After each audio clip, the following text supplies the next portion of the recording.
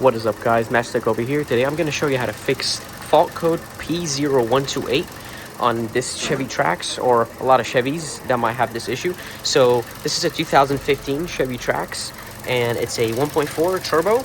Now the P0128 is a thermostat code. This sensor is pretty bad, so what you want to do is change this. It's not the engine coolant temperature, because it's fine. I was reading it on the computer, it was okay.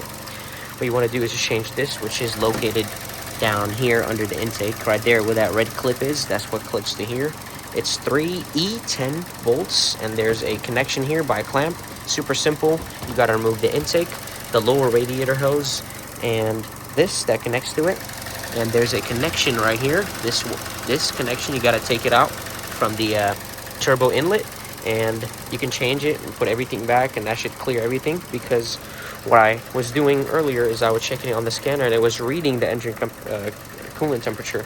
However, this is what's throwing the code, and the fans were on too. So this is not a how-to video. This is just showing you what to do regarding the P0128 code. So thank you so much for watching. Bye.